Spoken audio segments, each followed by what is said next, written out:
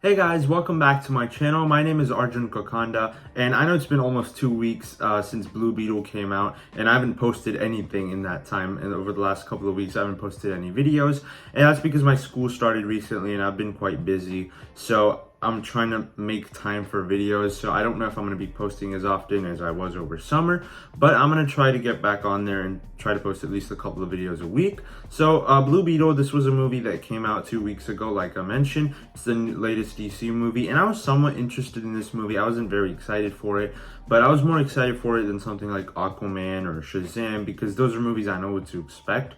I wasn't nearly as excited for this as I was for The Flash, because that was my second most anticipated movie this year. I thought that going into the movie, it was going to be good enough. I didn't think it was going to be anything special, but the reviews, the initial reviews coming out of it were pretty positive. It's a win for DC. This is exactly what it needed right now. A lot of people were saying that. So going into it, I was a little more optimistic than I was pessimistic.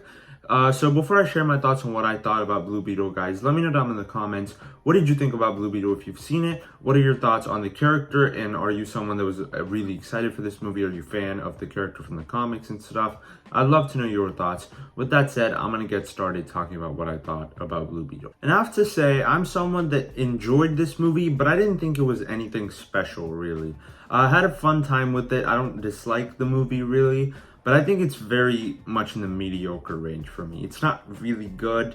It's not bad either. I'd say it's somewhere in the middle for me. It's like one of the most mediocre movies I've seen this year. It didn't really stand out, but it didn't really end up being bad either. The reason I say that is because on a story level, on a plot level, and some of the stuff that they do with the characters and the character arcs, it's pretty straightforward. The central story surrounds basically Jaime Reyes, who's our main character. And he's played really well by Zoro Maridueña. I might be saying the name wrong. Hopefully that was good enough.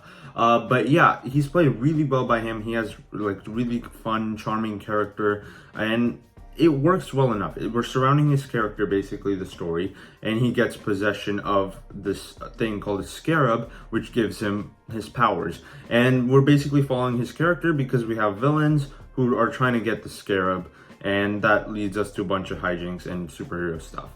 And because of that, its central story is not anything special. We've seen stories like this before. There's elements of Iron Man thrown in there. There's elements of Venom thrown in there because of how the scarab and everything works.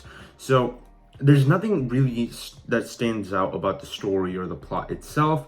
And the villains, I think, in the movie are fairly generic.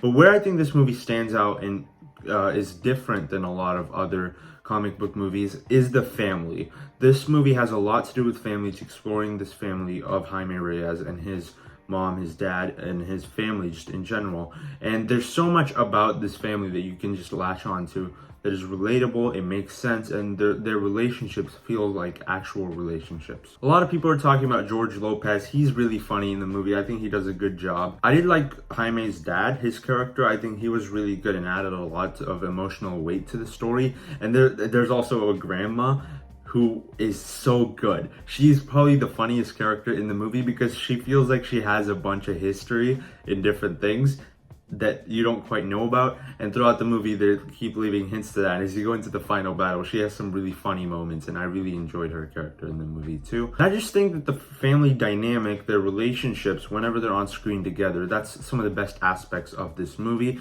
and it does a better job of it than something like Shazam Fury of the Gods that came out earlier this year. I like the first Shazam, but in Fury of the Gods it doesn't have much. The family element doesn't feel as impactful as it does in this movie. And here I really do think the family aspect is the best aspect of this movie. I also really like Bruna Marquezine as the love interest character, Jenny Cord. I think she was really good in the movie, and her chemistry with Jaime Reyes was really good. Like their relationship, I'm not a big fan of a lot of comic book movie relationships, but theirs I could buy into because they had chemistry and their characters just fit together really well. And she's also very attractive, so there's that. I do think she could have had a little more in the movie just in general as a character, but I think as a love interest she worked really well, and her back and forth with Jaime was also some of the best aspects of the movie. I just really enjoyed the characters in this movie. Now, Jaime sometimes feel like he's a little sidelined just because there's so many characters and a lot of them do get focus at times, and maybe that takes away a little bit from Jaime's character, but he still has a solid arc and there's quite a few things about him that I enjoyed. And I think especially with the scarab and stuff, there's certain things that happen, especially towards the end of the movie, that I thought were very interesting and well done. Now we go into the problems with the movie. Like I said, the story is fairly generic when we're following the villains that are trying to get Jaime because he has the blue beetle, the scarab. And the whole idea of that is it's so straightforward and generic, and the villains are just generic too. You have Victoria Cord, who's trying to get the scarab bag, so because of that she sends a henchman. And she's a very, like, generic bad guy. You've seen this 1,000 times before, and she adds nothing to the story. I thought she was annoying a lot of the time, and the actress that plays her, her performance was very annoying. And then the henchman character, I think he had some cool elements for him, but his look, his armor, his suit and everything at times was very cartoonish. And although I do like quite a few of the action scenes in the movie, I like the practical action scenes in the movie, and the CGI is pretty good for the most part. I do like the transformation scene when Blue Beetle's transforming, and even the fight scenes. I think the mix of CGI and live action is incorporated really, really well. But at times it does look very bad, like the CGI, especially there's a scene that's in like a realm, and I don't know how to explain it, but it's just not, I don't think the CGI was very good there. And the visual look of this movie in general just feels like I'm watching a TV show or a TV movie, made for TV movie. It doesn't feel like something that warrants the big screen. And maybe that's because this movie was supposed to come out on HBO Max initially. It was never supposed to go to theaters. That might have something to do with it. I didn't mind it too much. I don't think it took away from a lot of the movie, but I do think visually it's a fairly generic movie that doesn't have any shots that stand out really in the movie. There's some cool moments, there's some fun to be had, but I think this is a movie overall that's fairly generic, but it's the characters that elevated it from being bad, in my opinion, because there's quite a few things about it that don't work as well as they could. I've actually been getting a lot of crap about this movie because I didn't love it as much as some people did, and I rewatched The Flash recently, and I think The Flash is way better than this movie. It's not even close to me. I think The Flash is a far superior movie to this one. Not because The Flash is particularly amazing, but it's quite a bit better than this one, in my opinion. On a story level, on a character level, what that movie does is way, like, I think it's way above what anything this movie does. Even though I do like the characters and family aspect, and that did elevate this movie a little bit, I do think it's fairly generic. So I don't think it's a great movie, really. For my score, I'm going to give Blue Beetle a 62%.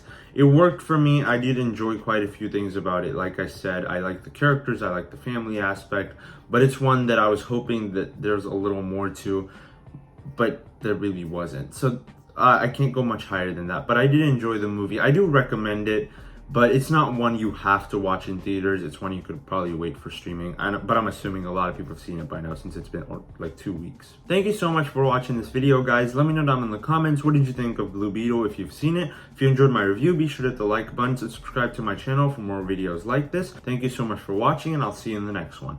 Bye.